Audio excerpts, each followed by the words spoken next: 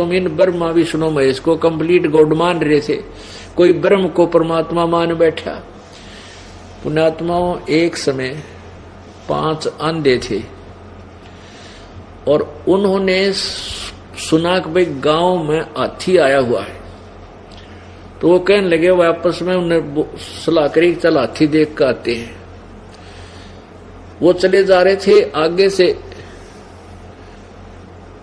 उन्होंने किसी ने बताया भाई हम हाथी देखेंगे। तो वो आदमी बोले, भाई हाथी के ऊपर देखोगे तुम आंख ना और नियन दो।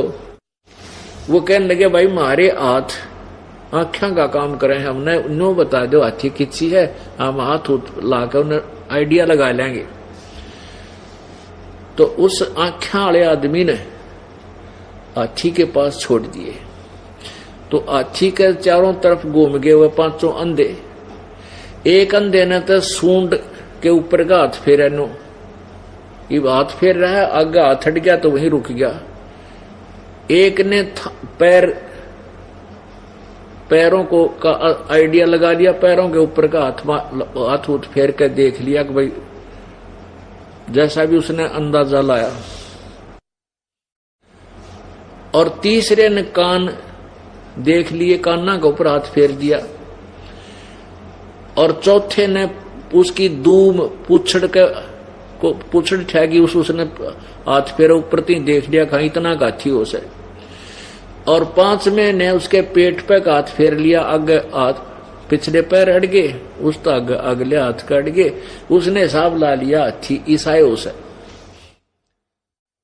अब वो आपस में डिस्कस करते हुए आ रहे हैं रास्ते में और कहते हैं, भाई हाथी बेकमाल है, हाथी के हाथी पड़ा था। तो एक कहने लगा, भाई हाथी के देखा जिसने सूंड देखी थी, सूंड का आइडिया लगाया था उसका, वो कहे भाई हाथी बताऊं किसा हो से, बता हाथी हो से पाइप कैसा, क्योंकि उसने सूंड का देख रखा था, आगे हाथ गए नहीं, उसने सोच लिया इतना ही हाथी से। और जिसने पैर देखे थे वो कहने लगे, हाथी तू गलत बता रहा, मैं बताता हूं हाथी कैसा था। कैसा था? हाथी से भाई थांब कैसा, ये पिलर होते ना, पिलर गोल गोल पिलर होया करते पहले अपने गांवों में, उसने थांब बोलिया करे। तीसरा जिसने वो कान देख रखे थे वो कहने लगा, भाई तुम गलत कह रहे हो, मैं बताऊं हाथी किसा, हाथी हो छाज कैसा। उसने वो कान देख रखे, इतने बड़े, उनका एस्टिमेट ला रहा था हाथा तक, हाथी हो से भाई छाज कैसा।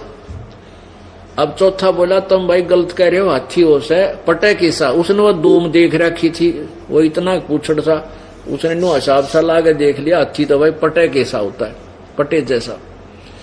5वां बोला, नहीं भाई तुम गलत कह रहे हो, हाथी हो से बिटोड़े कैसा। उसने पेट पे हाथ फेर रखा था। बिटौड़ा बोले हरियाणा में उपले धरण का एक ऊंचा सा बना देते हैं, उपले यानी गोसे सटो करा कर उसमें, और उसके ऊपर का गोबर की ही प्लास्टर कर देते हैं। वो खरदरा सा होता है, अनइवन सा सरफेस होता है उसका, ऐसा ही हाथी का होता है। तो उसने जो पेट पे हाथ फेर का रहा था, वो बोला हाथी हो से बिटौड़े कैसा। अब वो 5 लड़े, नहीं तुझे नहीं मालूम, मैं ठीक कह रहा हूं। तो वो कह, नहीं तुझे नहीं मालूम, मैं सही कह रहा हूं, मैं देखा है अपने, मैंने खूब अनुभव किया। अब उनको आंखों वाला समझाता है कि सूरदासो ये सारा मिला का हाथी है, तुम तो खाम खां लड़ रहे हो। तो पुण्यात्माओं, ब्रह्मा विष्णु महेश और ब्रह्म और परब्रह्म और पूर्ण ब्रह्म, ये उस परमेश्वर के अंग हैं, ये अलग नहीं है। ये अनुभवहीन ज्ञानहीन लोग लड़ाई करते थे उन अंधों की तरह। कोई कहे ब्रह्मा विष्णु महेश फाइनल गॉड है, कोई कहना ब्रह्म तो ऊपर कुछ है को ना, बस परब्रह्म पूर्ण है। वो तो पूर्ण परमात्मा परमेश्वर कबीर जी ने हमें डिफाइन किया और सबकी सचिथि बताकर हमें तत्व ज्ञान दिया। अब हमें पता चला कि पूर्ण परमात्मा कैसा है, और उसकी वो पूर्ण परमात्मा ही से इन सबको आहार मिल रहा है। ब्रह्मा विष्णु महेश, ब्रह्म परब्रह्म और हम प्राणी रूप में। तो परमात्मा ने हमें क्या बताया? मन तो चल रे सुख के सागर, जहां शब्द सिंधु रत्नागर। सुख का सागर किसे कहते हैं? जहां दुख नाम की वस्तु ना हो, ना कोई बुखार आवे, ना कोई ताप चढ़े यानी कोई जवर नहीं आवे, ना किते कैंसर होवे, ना बीपी हाई हो, ना लो होवे, ना कोई बालक मरे, ना आप मरे, किसी प्रकार का कोई कष्ट नहीं। वो स्थान है सत्यलोक। गीता जी अध्याय नंबर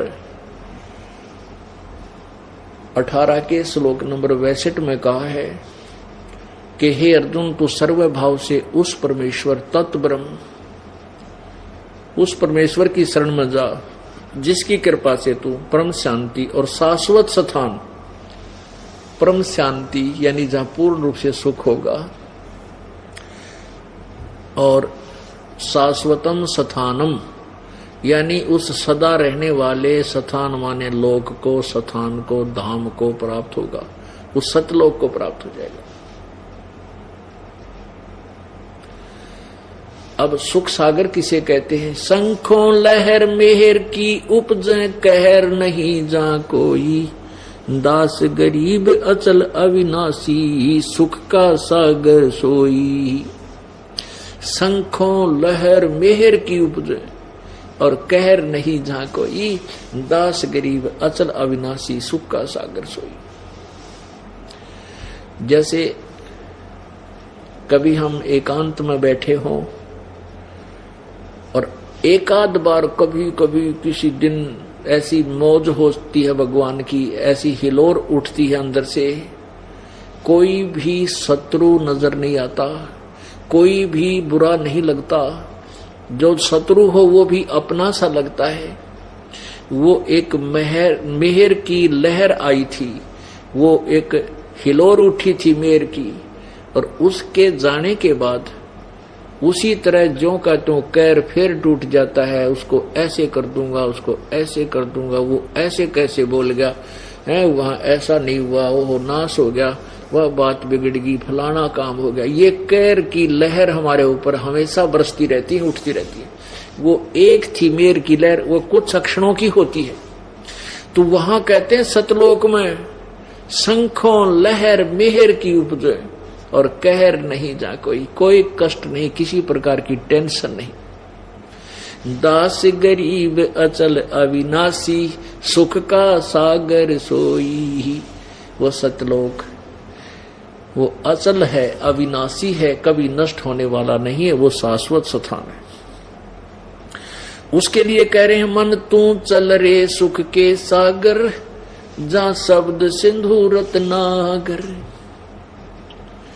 भाई कोट जन्म तन भरमत होगे, कुछ ना हाथ लग्या रे, कुकर सुकर खरबया बोरे, कौआ हंस बुगारे।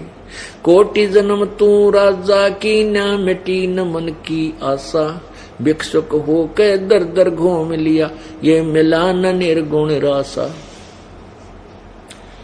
इंद्र कुबेर ईश की पदवी, ब्रह्मा वरुण धर्म राया, विष्णुनाथ के पुर को जाके तू फिर भी उल्टा आया। असंग जन्म तन मरत्या होगे, जीवित क्यों न मरे रे, द्वादश मध्य महल मठ बोरे, बहुर न देह धरे रे।